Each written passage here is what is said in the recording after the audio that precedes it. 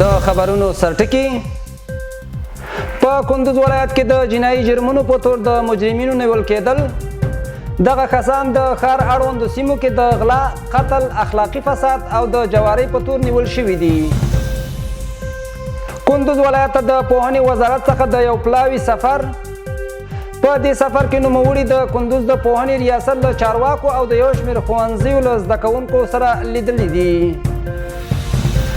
او د بغلان ولایت په مرکز د هنیغوري او مرکزی بغلان ولسوالیو کې د زرګونو امریکایي ډالرو په ارزښت د اوبو رسونې د شبکو جوړېدل.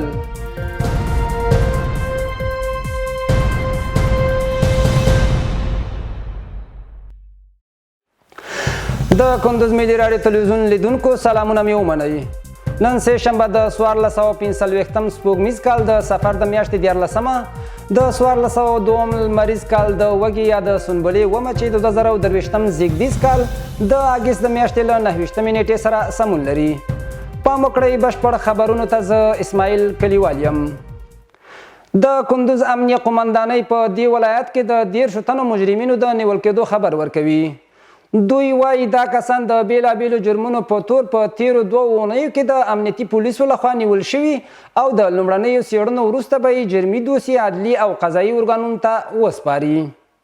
د کندوز ولایت امنیتي چارواکي په دې ولایت کې د امنیتي سرتیرو لخوا د 13 تنو مجرمینو د نیول کېدو خبر ورکوي. چارواکي وایي دا مجرمین د کندوز ولایت امنیه قومندانۍ اړوند د جنایي جرمونو پر وړاندې د مبارزې مدیریت پولیسو په تیرو 2 اونیو کې د ښار په بیلابیلو سیمو کې د غلا، قتل، اخلاقي فساد، قماربازي، الکترونیکي جرایم او د ښار عامه نظم ګډوډولو په تور نیولي دي.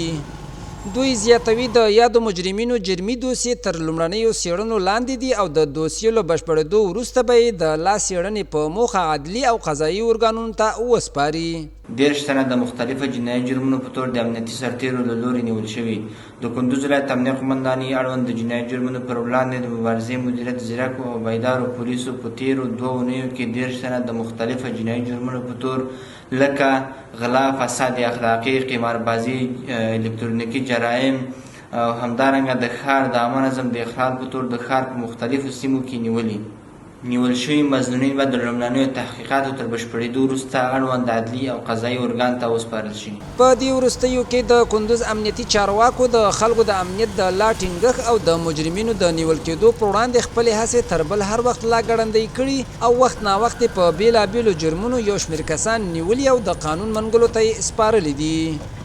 د پوهنې وزارت د خصوصي زده کړو رئیس او یو شمېر پلاوي د یو رسمي سفر په ترڅ کې کندوز ولایت ته راغلي.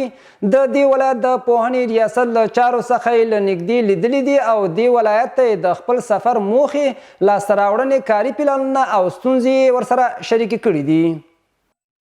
د پوهنې ریاست د خصوصي زده کړو رئیس مولوي عبدالرحمن حمیدي او ورسره مل پلاوي کندوز ولایت ته په یو رسمي سفر کې دغه ولایت د پوهنې ریاست له چارواکو سره لیدلي او په یو لړ مهم موضوعاتو د بحث سربیره یې دې ولایت ته د خپل سفر په موخو، لاسته راوړنو، کاري پلانونو او ستونزو خبرې کړي دي. بل لور ته بیا د کندوز ولایت د پوهنې رئیس مولوي محمد اسماعیل ابو احمد راغلو پلاوو ته ډاډ ورکړی چې د دې ولایت زده کړنیز بهیر د پوهنې وزارت د تعلیمي نصاب پر اساس پر مخ وړل کیږي او په مرکز او ولسوالیو کې ټول ښوونځي د زده کوونکو پر مخ پرانیستي دي. بل لور ته بیا یاد پلاو په داسې حال کې د کندوز مرکز اړوندو یو شمېر دولتي او خصوصي ښوونځیو څخه له نږدې لیدنه وکړه چې د پوهنې د رئیس سربیره یو شمېر آمرینو ورسره ملتیا کوله. نوموړي له ښوونځیو څخه د لیدنې پر مهال د یادو ښوونځیو د درسي بهیر د ارزونې ترڅنګ د زده کړنیزو بنسټونو مسؤلینو، ښوونکو او زده کوونکو ستونزې او وړاندیزونه واورېدل او هغوی ته یې د هر ډول همکاریو ډاډ ورکړ. ترڅنګ یې د خصوصي او دولتي زده کړنیز بهیر په متوازن روڼتیا او ودې لازمي سپارښتنې وکړې. د کندوز دشت ارچي ولسوالۍ په بېوزلو او متضررو میرمنو د شاتو مچۍ وویشل شوې. مسؤلین وایي دغه مچۍ د ملګرو ملتونو د خوړو او کرنې سازمان لخوا د یادې ولسوالۍ له بېوزلو میرمنو سره شوي دي او هرې کورنۍ ته 15 صندوقه د شاتو مچۍ ورکړل شوي دي. د کندوز دشت ارچي ولسوالۍ په بېوزلو او متضررو میرمنو د شاتو مچۍ وویشل شوې. مسؤلین وایي دغه میرمنې چې شمېر 22 کورنیو ته رسي څه موده وړاندې د اکشن اید مرستندویه موسسې د سروې ټیمونو لخوا سروې او پیژندل شوي وي او تیره ورځ ورته 15 صندوقه د شاتو مچۍ 18 قلمه د مچیو د ساتلو وسایل او 4 قلمه د شاتو مچیو د ناروغیو درمل په داسې حال کې ورکړل شول چې د دې ولایت د اقتصاد ریاست د استازو سربیره یو شمېر نورو مسؤلینو هم حضور درلود. دوی زیاتوي د دشتیارچي ولسوالۍ له دې میرمنو سره دغه مرستې د ملګرو ملتونو د خوړو او کرنې سازمان یا FAO لخوا وشوي او له دې کار څخه یې موخه په دې ولسوالۍ کې د بېوزلو میرمنو لاسنیوی او هغوی ته د وړوکي کاروبار زمینه برابرول وو څو وکولی شي له دې لارې د خپلې کورنۍ اقتصادي وضعیت کنټرول کړي. د بغلان ولایت په مرکز د هنیغوري او مرکزی بغلان او ولسوالیو کې د 15,000 امریکایي ډالرو په ارزښت د اوبو رسونې د 3 شبکو جوړېدلو چارې پیل شوې.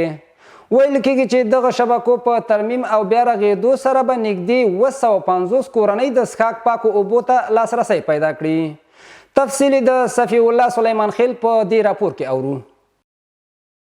د دغو شبکو د ترمیم او بیا رغونې چارې د اکتید موسسې په مالي ملاتړ د یاد ولایت د کلیو بیا رغونې او پراختیا ریاست په همکارۍ پیل شوي چې په 9 میاشتو کې به چارې بشپړې شي. د بغلان د کلیو بیا رغونې او پراختیا ریاست مسؤلینو په وینا دغه شبکې نه یوازې چې ترمیم کیږي بلکې له برېښنایي سیستم څخه سولري سیستم ته اړوي. د بغلان ولایت د کلیو بیا رغونې او پراختیا ریاست تر چتر او نظارت لاندې او د ایکو سازمان په مالی ملاتړ او د اکتید محترمې موسسې په تخنیکي همکارۍ د بغلان ولایت په مرکز د پلخمري په خلازیو د مرکزی بغلان په تولکه او د هنیغوري ولسوالۍ په حویلي کلیو کې د 15,000 امریکایي ډالرو په لګښت د څښلو پاکو اوبو رسولو د 3 شبکو بیا رغونې چارې نن پیل شوې. خواهش ما از شرکت قراردادی نوسازان گوهرگان که این پروژه را قرارداد کرده این هست مطابق با عموم معیارها و اساساتی که در داخل اسناد پروژه که به نام پروپوزال هست مطابق به عمو تطبیق بکنه. په ورته وخت کې یو شمېر د سیمې اوسیدونکي د دې شبکو د ترمیم او بیا رغېدو کارونو له پیل څخه د خوښۍ په څرګندولو سره وایي چې دا شبکې له څو کلونو راهیسې غیر فعاله وې چې دوی له ګڼو ستونزو سره مخ کړي وو. د حکومت ذمہواری ده چې باید صحیح اوبه منځته کړي، مثلا هوټل پمپونه آماده کړي، دا نور چې څه نومونه دي دا ټول آماده کړي چې خلکو په ښه طریقه سره ژوند زندگی تېره شي. مخکې له دغې پروژې نه د دغه خلکو محیط مشکلات زښته ډېر وو، حتی تلل په خرو اوبه راوړلې، نار نه مردارې اوبه چې هغه کې سیده د ښار تشنابونه ټول شی راوتلي وو، نو دغه اوبه یې راوړلې هلته د خپل ژوند پې تېروه، ډېر مشکلاتو سره مخامخ وو. ویل کېږي چې د دغو پروژو په پلي کېدو سره به په بغلان کې شاوخوا 300 کسانو ته د کار زمینه برابره شي. وروسته خبر هم دا چې په زابل کې د شاوخوا 1000 تنو دیني عالمانو څخه د ګمارنې په موخه ازموینه واخیستل شوه. د دې ولایت د پوهنې ریاست مسؤلین وایي چې له جملې به یې 840 دیني عالمان به په مرکز کلات او ولسوالیو کې په دندو وګمارل سي. ازموینه کې ګډون کوونکي دیني عالمان هم خوښ دي چې دا ډول ازموینه ورته برابره شوې. نور حال د مختار احمد امیری په دې راپور کې.